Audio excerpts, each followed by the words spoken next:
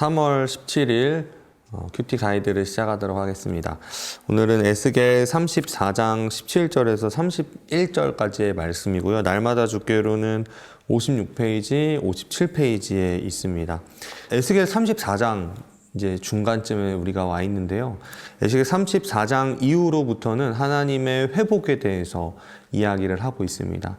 그리고 그 시작에 바로 오늘 우리가 읽어야 할, 그리고 우리가 묵상해야 할 이 에스겔 34장 17절에서 31절의 말씀이 있는데요. 이 말씀을 한번 쭉 읽어 오시고 그리고 나서 다시 이 내용 관찰과 연구와 묵상, 적용까지 나아가시면 더 좋을 것 같습니다. 먼저 첫 번째 내용 관찰을 한번 살펴보도록 할게요. 이스라엘의 압제자들이 행한 악행은 어떤 것들입니까? 18절, 19절에 보면요. 이렇게 되어 있습니다. 너희가 좋은 꼴을 먹는 것을 작은 일로 여기느냐? 어찌하여 남은 꼴을 발로 밟았느냐? 너희가 맑은 물을 마시는 것을 작은 일로 여기느냐? 어찌하여 남은 물을 발로 더럽혔느냐? 나의 양은 너희 발로 밟은 것을 먹으며 너희 발로 더럽힌 것을 마시는도다 하셨느니라. 좋은 꼴을 먹고 맑은 물을 마시는 것을 작은 일로 여겼고요. 그리고 남은 것을 발로 밟았습니다. 누가 그랬을까요? 바로 이스라엘의 높은 위치에 있는 사람들이었습니다. 지도자들. 그들이 아래에 있는 낮은 이 백성들의 것들을 업신여기고 그리고 가볍게 여기고 그들의 것을 밟았다라고 하나님은 말씀하시는 거죠.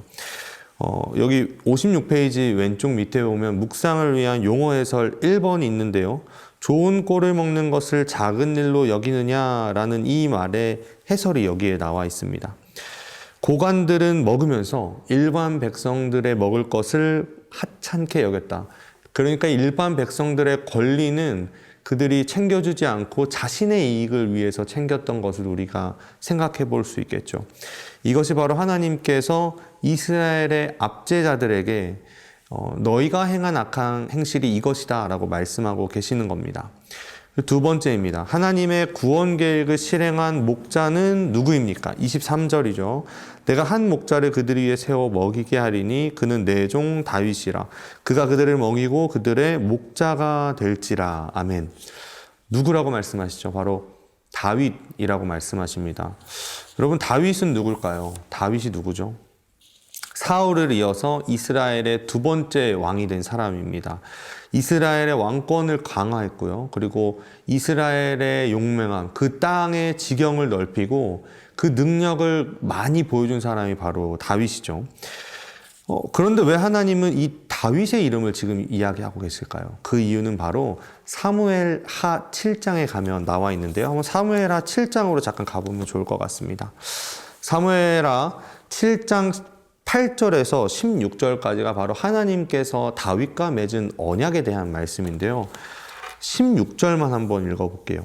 내 집과 내 나라가 내 앞에서 영원히 보존되고 내 왕위가 영원히 견고하리라 하셨다 하라. 하나님이 이 언약의 말씀을, 이 다윗과의 언약을 하면서 이 말씀을 하시는 이유는요.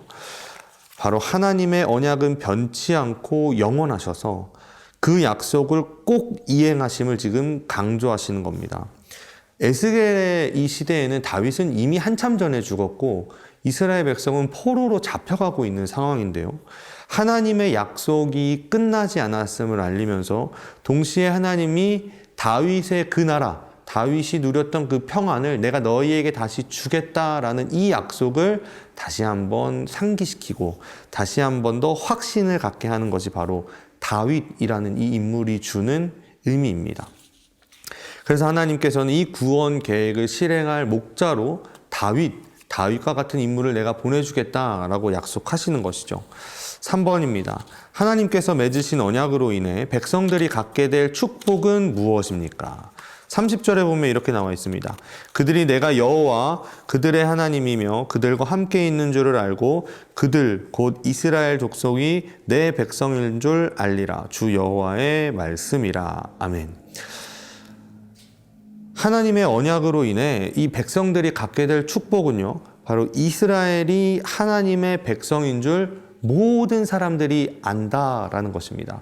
여러분, 근데 이 말씀도 사실은 하나님께서 이스라엘 백성에게 하셨던 언약의 말씀인데요. 한번 출애굽기 19장으로 한번 가보겠습니다.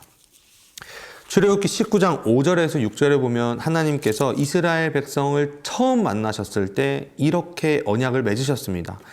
세계가 다 내게 속하였나니 너희가 내 말을 잘 듣고 내 언약을 지키면 너희는 모든 민족 중에서 내 소유가 되겠고 너희가 내게 대하여 제사장 나라가 되며 거룩한 백성이 되리라. 너는 이 말을 이스라엘 자손에게 전할지라. 여기 보면 세 가지가 나오는데요. 내 소유, 그다음에 제사장 나라, 그리고 거룩한 백성입니다. 이 내 소유라는 말은요, 사실은 보물이라는 말에 더 가까워요. 하나님이 이스라엘 백성을 보물과 같이 여기시겠다.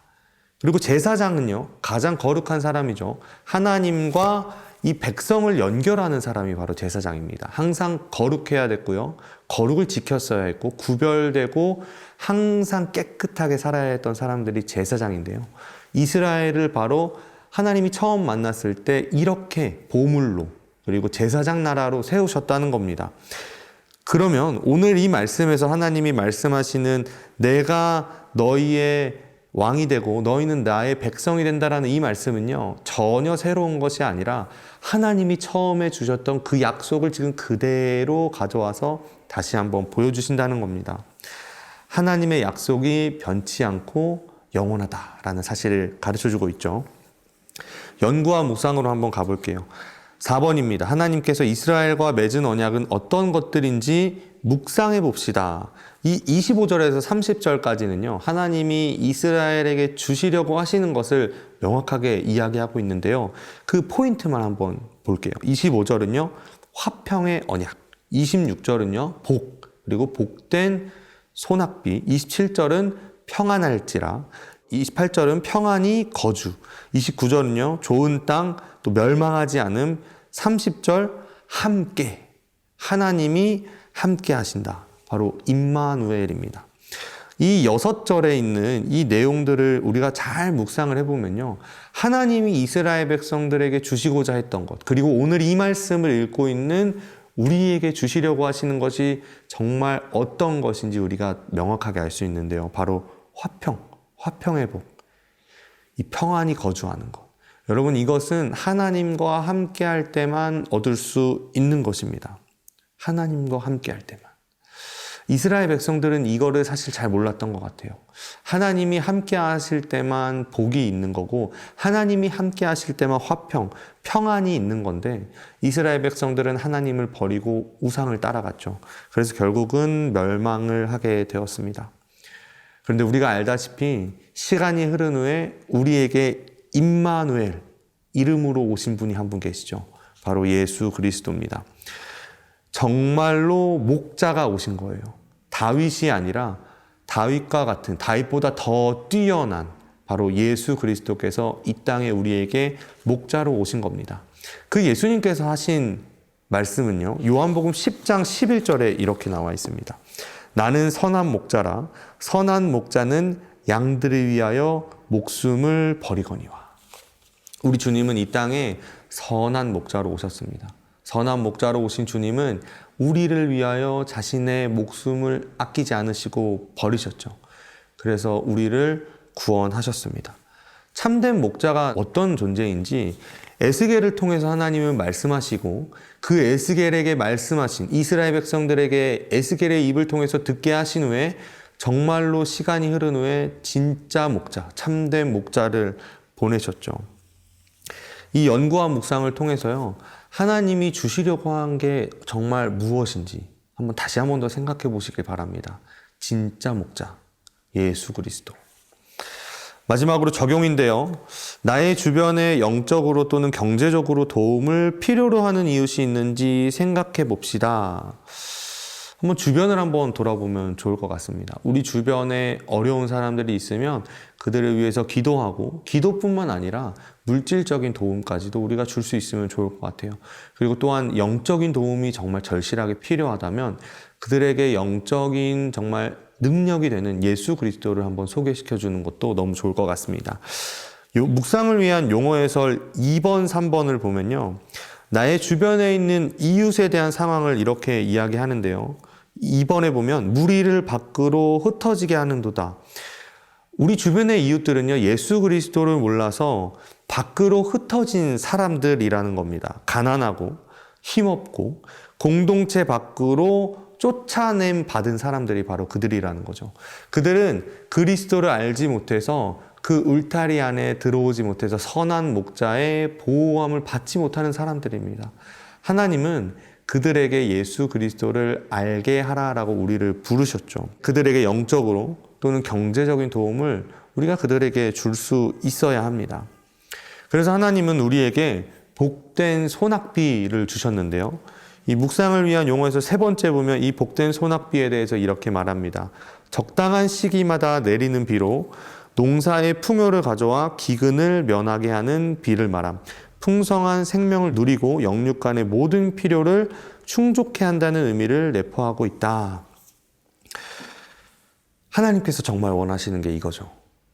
이 복된 소낙비를 나누는 일입니다. 이게 바로 의를 행하는 일이에요. 공의와 정의. 우리가 사실은 하나님의 공의와 정의를 받은 사람들이잖아요. 그 받은 공의와 정의대로 우리는 이것들을 흘려보내는 일을 하는 겁니다.